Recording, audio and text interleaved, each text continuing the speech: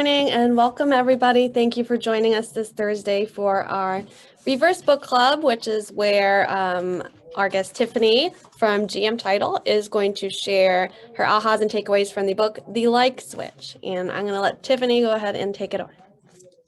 Hi, good morning, everybody. Thank you so much, Carrie, for having me and asking me to do the Reverse Book Club. It's something that I've really enjoyed attending before. As we know, we're all super busy and sometimes you don't have time to read the books that you want to read. Carrie apparently is a rock star and read 6 last month, or listened to 6 at least. So I need to catch up with her. So the one I'm talking about today is called The Like Switch. It's by a PhD named Jack Schaefer with Marvin Carlins. Jack was a previous FBI agent who specialized in sort of the spy game, and who doesn't love a good spy story, which is probably one of the reasons that I picked this one up to begin with in the first place to read it. So throughout the book, he talks about ways to connect with people and to become more likable, and to really, connect in a meaningful way without them realizing what you're doing, and using real life scenarios to do that. So, I think the biggest thing I took away from this, at least at the beginning, was we never, and this is something Andrew Ginter has said many times to me, and we've talked about quite a bit, is people never forget the way that you make them feel. So you can give them every bell and whistle, you can give them every service, you can give them 24/7 access if you need them, but if you don't make them feel a certain way, they're going to remember how they felt when they last saw you. And we can't always, control that depending on how bad of a day that person might have had, what's going on in their lives. We just have to assume that everybody had a rough day and try to leave them with a feeling of grace and kindness and connection. So I'll get started. Has anyone read this book by chance or listened to it? Oh, good. So we're starting fresh. Awesome. So the base of the entire book is the friendship formula. So you'll see friendship equals proximity plus frequency, duration, and intensity. This really is sort of the nutshell of the entire book. It's where everything starts from. So you take all of these items and you break them down into what should you do when you're in proximity to someone? How often should you be in contact with them? How long should you be in contact with them? That could be anything from, eye contact to being in their presence, both close or far, and intensity. How intense are we going to be in that person's presence? And every situation is different. In this author's case, he was trying to get people to spy for the United States who were not United States citizens. So he would take a good example of, and I'll give a few here as we go, but he leads the book off with an example of a foreign national who worked at a U.S. consulate, and they needed to turn this gentleman into a spy for the United States. I believe it was during the Cold War, or maybe near the end of the Cold War when this was happening. And so what they first did was find out his motivation, which I think as a manager of employees and team members, but also as someone, in our business, we always want to know what somebody's motivation is. In this particular case, the gentleman had a fairly comfortable life. He was living in the US, but the country he was from was pretty war-torn, and his motivation was money and getting out of the country he was in, getting some sort of immunity and being able to move to the US with his family.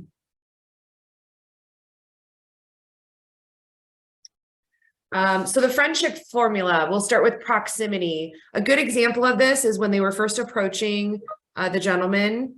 They didn't approach him right away. They knew that he went to the same place every Wednesday to go grocery shopping, and they were just in the same grocery store. They made sure that they were seen, but not seen too close.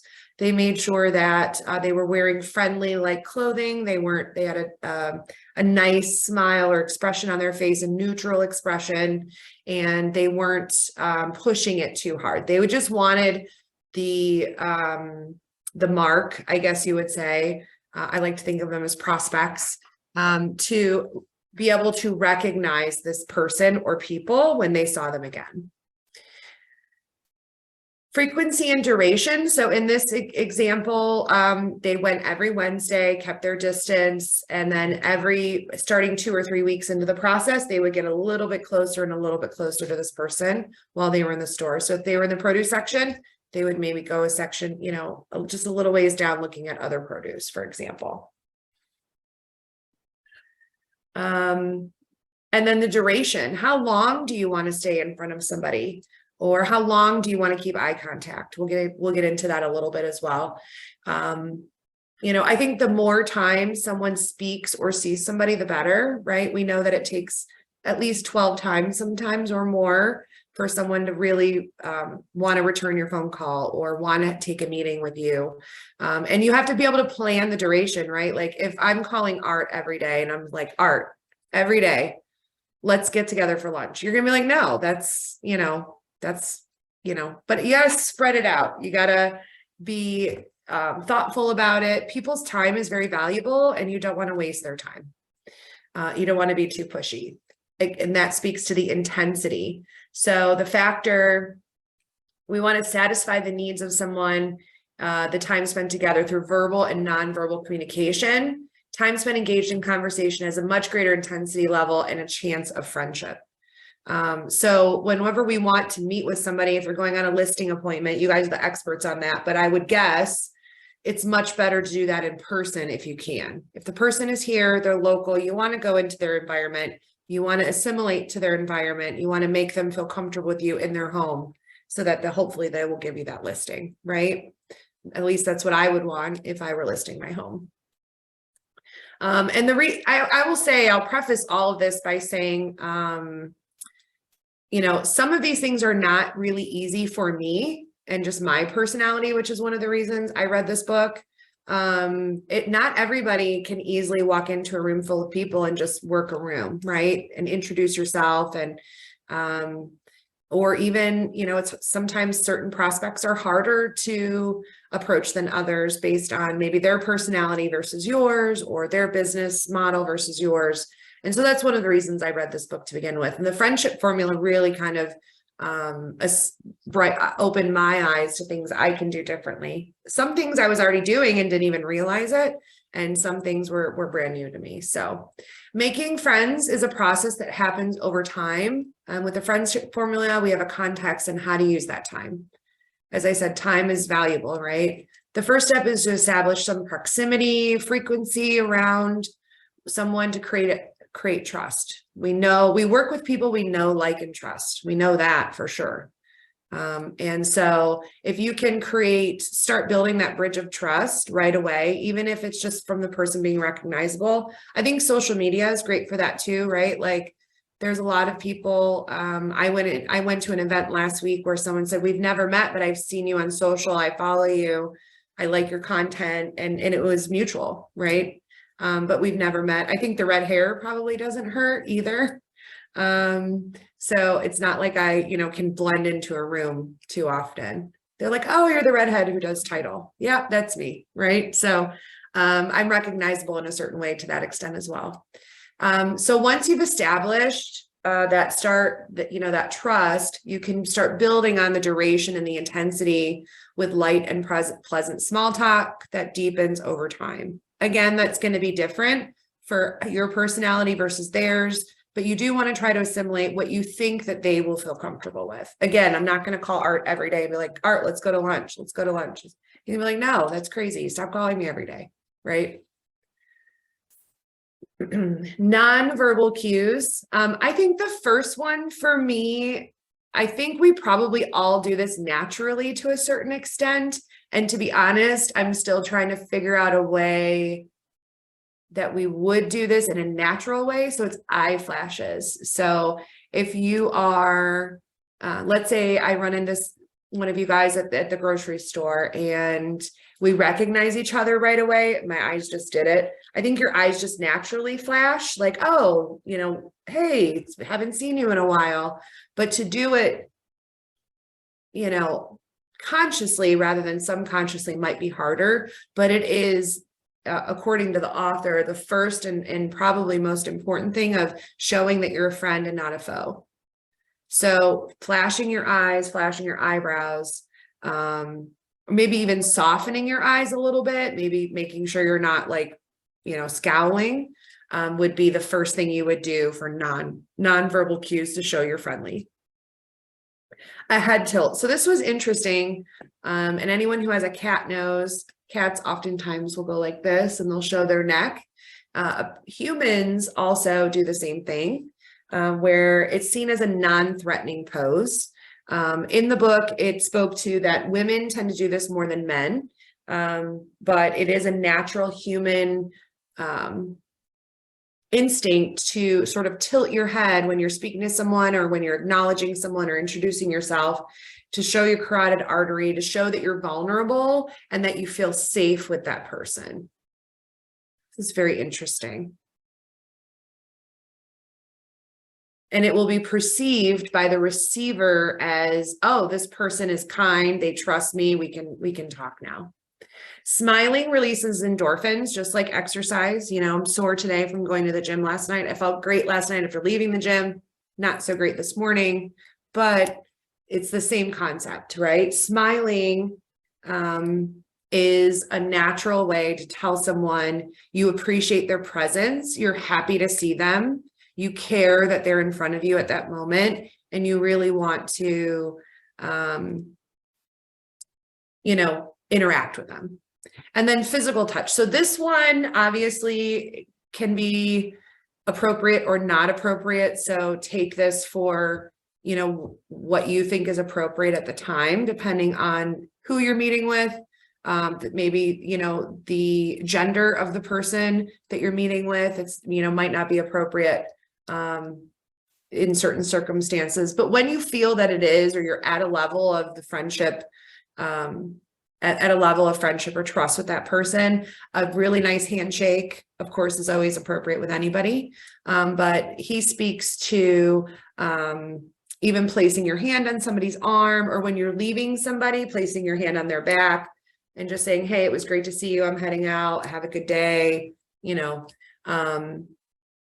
can really leave a lasting impression. Again, this is something that in business, I would, really use caution, but it is something he speaks to a lot in the book.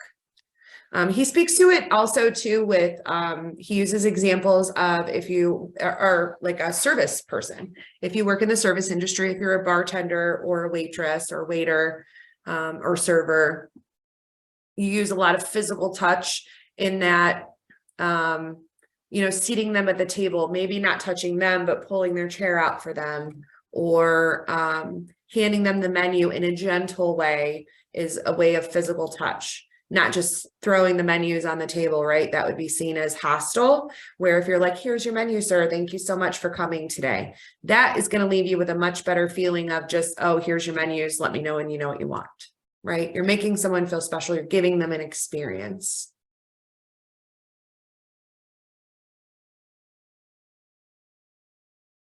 Does anyone think that eye flashes, how would you integrate that into your sort of model of showing you're a friend and not a foe and doing it naturally? Or do you think we just do it, we don't even think about it?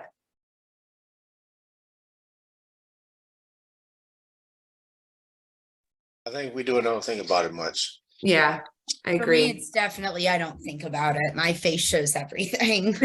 Yeah. Jade, you are very expressive. Hands, face, and all, right? Hands, face, and all. I'm Italian. It comes with the territory. So I think leaving it's a also- feeling. Oh, go ahead. No, I was just gonna say, I think it's also like kind of squinting your eyes shows like you're, paying closer attention to what they're saying versus like having your eyes wander off while they're talking. Yes, You absolutely. can be super intense just by like staring at their face while they're explaining something to you versus looking off at other things. Sure. Something he mentions in the book too, and eye contact will come up here, but something he mentioned in the book, and I think that's a really good example of, really paying attention to when somebody's speaking, but doing these things while they're speaking, including some of the, and it'll talk about it here in the next couple of slides, but head nodding, right? Like, yes, Jamie, I hear what you're saying. Tilting your head while they're talking, opening your eyes a little bit to say, I'm receiving what you're saying. And then I think our eyes just will naturally, it probably was the only thing in the book that I was like, I don't know how I'm going to do that. I think it's just going to happen when it happens. Right.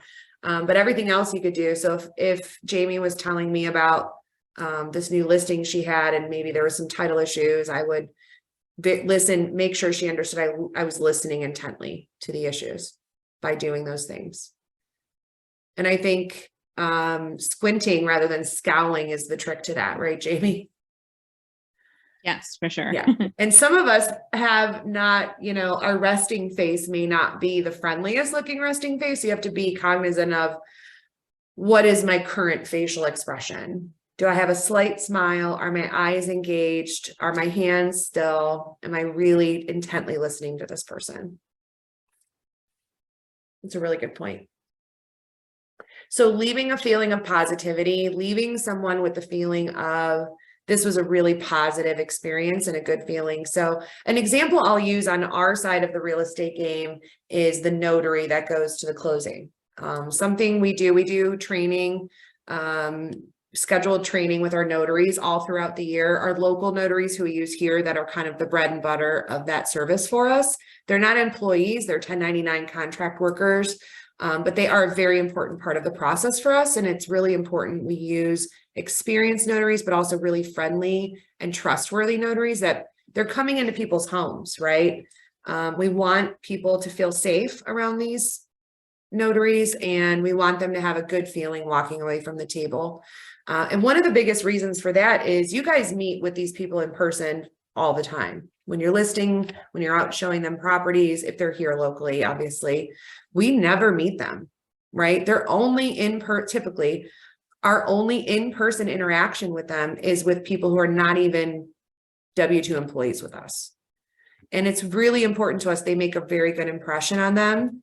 And so something that we tell them all the time is we want the buyers and sellers to leave the table with a good feeling, a positive experience, that it was comfortable for them, that they understood what they were signing, all of those things that go into it, right? We want to leave them with a feeling of positivity. So we tend to gravitate towards people who make us feel happy, because we want to give back the positive feeling that was offered to us. Very rarely, it's not in our nature, in reading the book and learning more about the psychology of it, it's not in our nature it is very much in our nature to match the energy of the person that we're with. So if Jade calls me on Monday morning and she's like, how was your weekend? And I was like, it was horrible, and this and this and this and that. She's going to walk away from that conversation being like, Tiffany's really kind of a downer today on Monday morning, right? And she may not go away with the feeling of, oh, that was a really great conversation. I'm going to start my Monday off on a bright note. So we want to reciprocate the energy that was given to us. If we are very positive, outgoing, friendly, trustworthy, we're going to naturally want to meet that energy in that in-person meeting, but also in the future when we see those people. Complimenting. Complimenting is a way of, showing someone that we're interested in them, that we want to know more about them. It could be as little as, oh, I love that new jacket. That's really cool. Or I loved that listing that you had last month. That was such a cool house. How did you meet that seller? Or even, gosh, I've seen you've just been traveling so much. How are you doing it? Are you finding ways? Are you finding travel sites? Is there anything insight you can give me? If somebody has interests, compliment their interests. Compliment what is important to them, right? Like, oh my gosh, that family photo you guys took on vacation was just absolutely gorgeous. The kids are getting so big. Don't be ingenuine. Like, I really feel this way. I'm just verbalizing it, right? People can tell when you're being fake. If you don't care about their family, if you don't care about their kids or that new listing, they're going to know. usually. But if you truly do feel that way, make sure to verbalize that. Compliment them on how they've grown their business so much over the last year in a tough market, right? How are you doing it? I'd love to know one secret. Care, and that goes into the caring. Show interest in a person's well-being and overall state of feeling. If Jade, for example, if she called me and I said, oh, I had this horrible weekend and everything, she'd be like, is there, and she always does this actually, if I'm sick or whatever, she's like, is there anything I can do for you? I'll bring you tea, orange juice, whatever. That's a great way of showing that you care. You don't always have to do something for somebody, but you can offer offer your services, offer to cover for them if they're sick. Just really care about how was your day. In the book, they give a really good example of the author was on an international flight back to the US, and there was a disgruntled passenger for the airplane that was really just giving the ticket agents a really hard time. And, they were just doing their job, following the rules they have to follow for their employer and what they're required to do. And when the interaction was over, that ticket agent made eye contact with the author, who then gave her a sympathetic look, right? I feel your pain.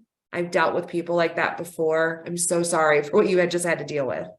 And then she engaged in conversation with him in passing, where he said, I'm so sorry, that this gentleman treated you the way he did. I just hope you have so much, a much better day moving forward, and just kind of shake it off. And she was so appreciative, and she gave him a few free drinks on the plane, made sure he had free drink tickets.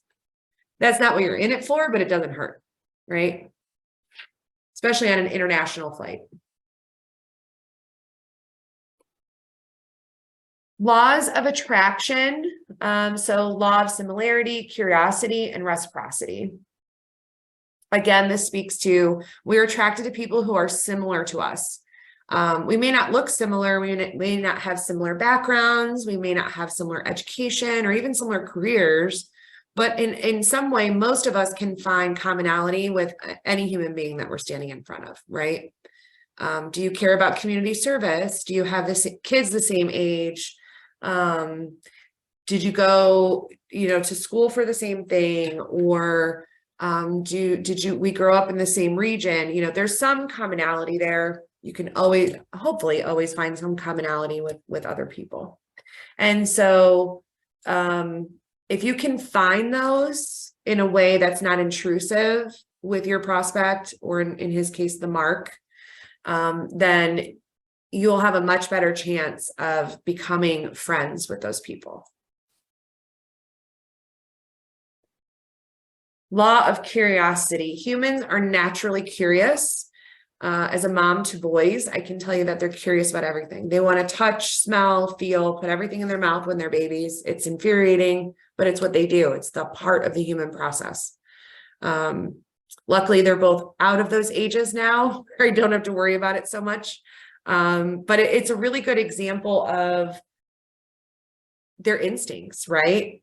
And they want to touch things, smell it, even put it in there. That's why they put things in their mouth. They want to experience things in different ways. Everybody does it a little differently. So if you can use a curiosity hook, if this is anything I take away from this page, is looking up and researching curiosity hooks to attract that person of interest, it will definitely make you stand out.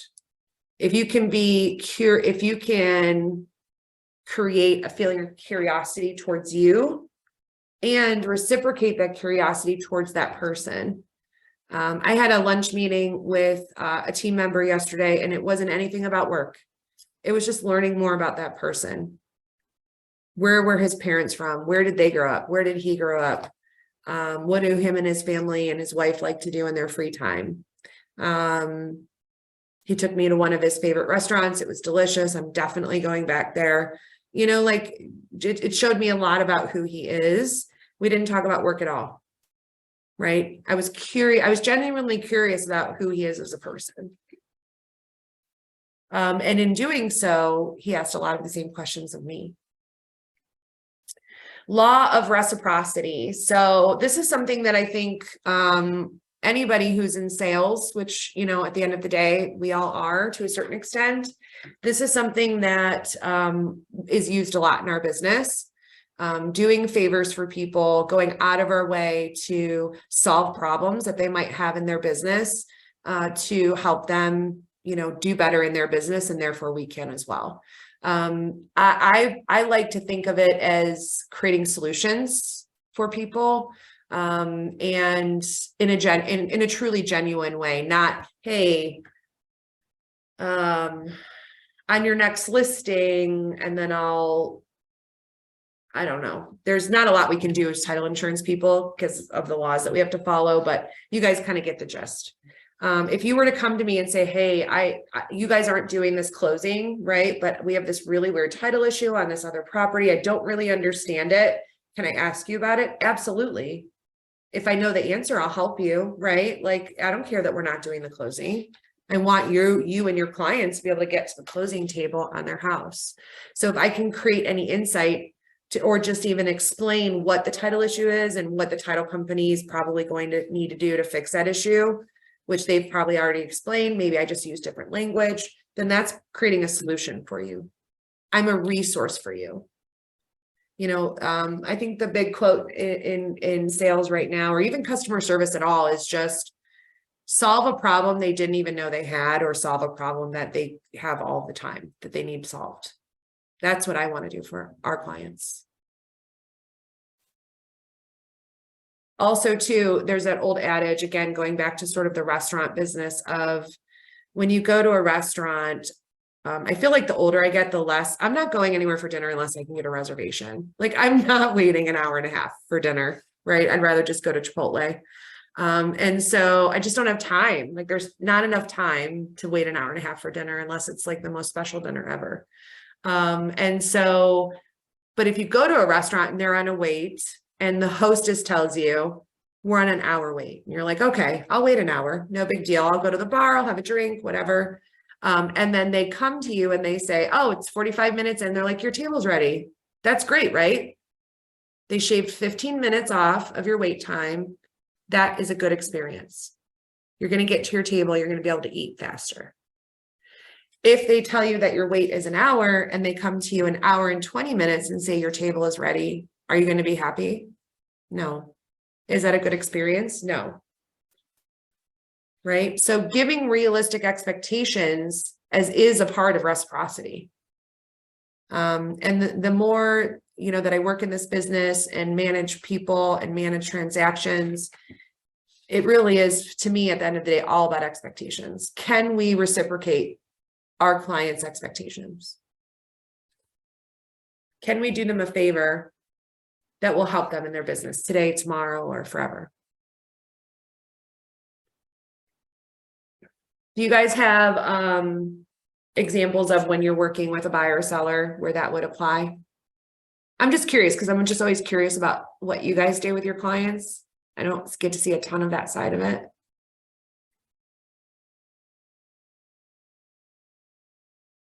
I mean, we talk about, I mean, you helped me on a deal. We don't know the deal you helped me on, you know, and then what, since then, I sent what, 2 of them to you or something? Yeah. Something like that.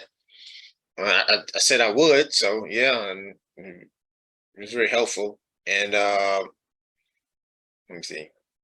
Yeah, I mean that's a lot of reciprocity there. Yeah, absolutely. Mhm. Yeah. And you never said, were you guys able to do that? Were you guys able to get We that did done? get it done. Oh, Yes. that's great. Mhm. Yeah. We did get it done. So yeah, That's awesome. thanks a lot. Mhm. And I appreciate you sticking to your word. And something that it speaks to this is the last line of, I know you do the same for me, right? Or like, if I called you tomorrow and I said, hey, can you help me out on this? I know you would. Right. Because that's the person that you are. And we've gotten to know each other, and I know that you would help me if I asked you to. Correct. You know, depending on the situation. If I'm like, Art, I have a flat tire, can you come help me out? You might be like, hey, call AAA. But I don't know how to change a flat tire. But if I was like, hey, I have this problem, can you help? Can you talk it out with me? You might, you know, you would. So, Right. And it's just being genuine. And we know things, you guys know things that we don't in our business, right? Like the idea that I gave you to try to do, I didn't know if it would work, but it was worth a shot. Yeah. We've done it before. Some people will allow it, some won't. So I'm glad it worked out. And you know what? You know what's so interesting? Like you said about how you make a person feel. Mm. Believe it or not, I hate to say it, I forgot what the problem was. I mean, you literally explained it to me, and you walked me through it. But it's all done. I forgot what the actual problem really was. Because you're doing the deals. But I remember you helped me, sent you some deals. I love that. And it's not good. I forget the problem, but we'll talk about Well, sometimes honestly, like as someone who's closed thousands of transactions, there's thousands I don't remember. There's a couple I remember well, right? Like once the problem's solved, you move on to the next problem or the next good thing. So, but you remember that I helped you, and I'm so glad for that. Yeah, thank you. So the next one is an acronym for LOVE. So it's listen, observe, vocalize, and empathize. And the author speaks to this in a lot of different ways, and how he would approach prospects for turning them into spies for the United States, or even just informants, of listening to them, observing them in their natural environment, observing them where they work, live, where they go to have cocktails after work, where they have their lunch on Wednesdays, all those things. Vocalizing and empathizing. So speakers usually, they know that they're being listened to or not. So pay attention when people speak by maintaining eye contact and never interrupting. That's actually something that I'm not super great at. And that I'm really working on, is not interjecting when somebody is speaking. If I have a thought for whatever reason, maybe it's the way I grew up in a house with other siblings, you couldn't get a word in edgewise, you couldn't get your point across. I don't know inherently where that comes from. Maybe I'm afraid I'll forget my point if I don't get it out right away. I don't know what that is. But in not interrupting somebody when they're speaking to you, and really, again, like Jamie said, focusing on their face, focusing on their mouth. I noticed too, my boys, when they were little and they were learning how to speak, babies, if you pay attention when you're talking to a baby really intently, just snuggling, you're snuggled up with your kids and you're speaking to them, they watch your mouth. It's really interesting. Especially our littlest one, he still watches my mouth to see what I'm saying, if that makes sense. And so I don't necessarily say watch someone's mouth while they're talking. I'd much rather have eye contact, but that's something that you can do. Also, head nodding, right, is a great way to indicate that you're listening to that person, you're paying attention, and you're taking in what they're saying to you. Observing, they're not that, they say partner in the book. So if Jade and I are sitting down, she's my partner, we're having a conversation. What are nonverbal cues are they giving off to you? Are they being really like defensive and kind of in not a friend mode by crossing their arms, squinting their eyes, looking away?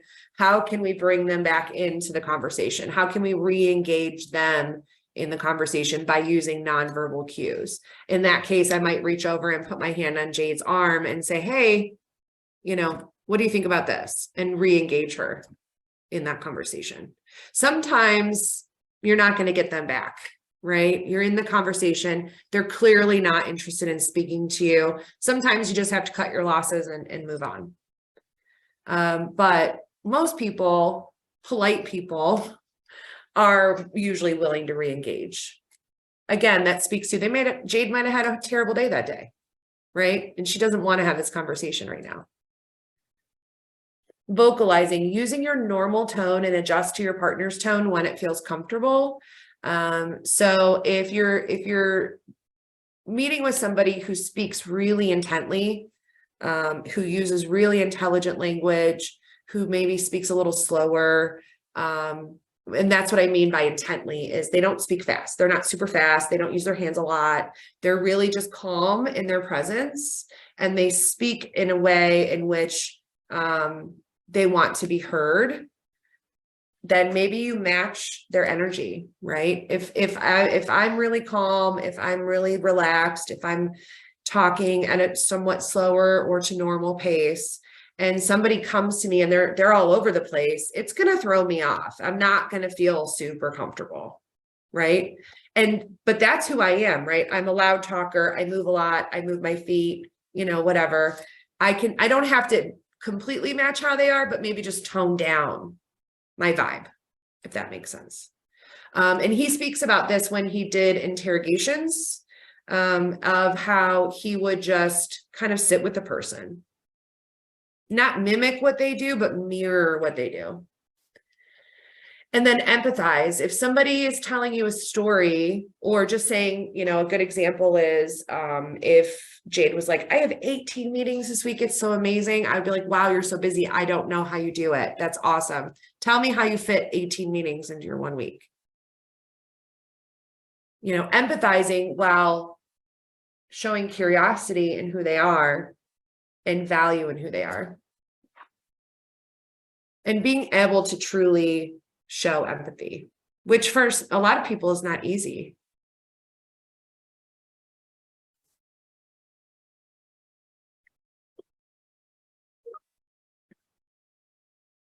Rapport, and the first for creating rapport with someone, again, is the eye gaze.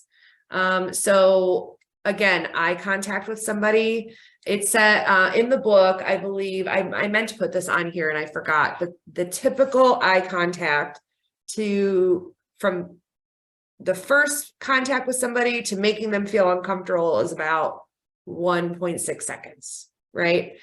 In the book, is at least that's what he says. So if I'm meeting with somebody new and I'm just sort of staring at them, not making any facial expressions, not nodding my head, not tilting my neck, not moving at all, I'm just staring at them, that's going to make them uncomfortable. I do that sometimes if I want to make somebody feel uncomfortable, right? I'm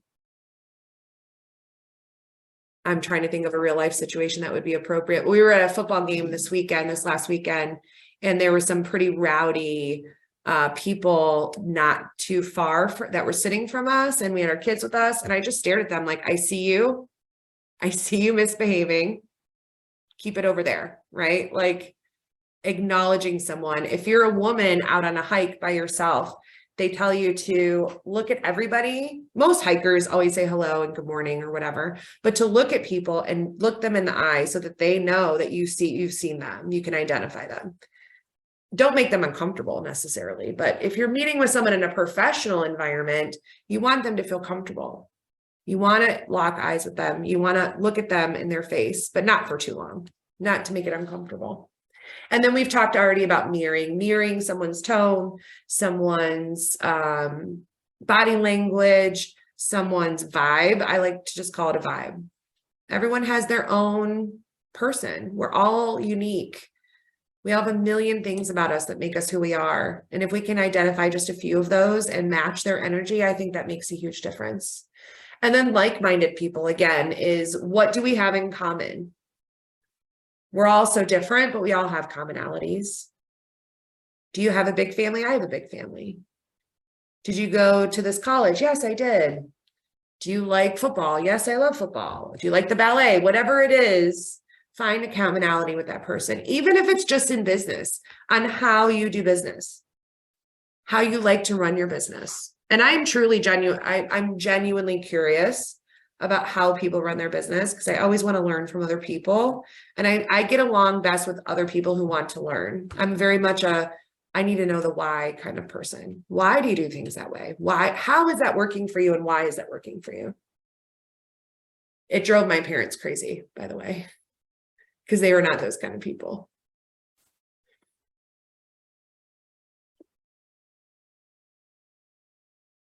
And that's pretty much it. I mean, it goes obviously much deeper into these and gives a lot of scenarios. But these for me were the main takeaways on how I could implement his experience as an FBI agent and again, a professor and PhD in business. Do you guys have any questions? Do you think you'd pick it up or listen to it on Libby or something? It's kind of a long read. I listened to it, but it's kind of a long read, but listening to it was great. You're very insightful. Very Oh, insightful. thank you. Mhm. Yeah, sure. Thanks. I noticed one time I had a situation with a client, which is kind of it was opposite of building report. Like, so this guy was this listing. So it's a nice, really nice listing. It was a listing. It was James Garfield, former President James Garfield family owned this property, and it was a referral. And the guy owned the property. He owned a lot of properties, and I was a second realtor, and he was just very challenging to work with. And the friend that referred him to me said he had a very challenging personality. And so he would just go off yelling, like just really hostile. And I don't like that, that kind of shakes me up. So he just went off one time, and I said, he just said, so what do you think we should do?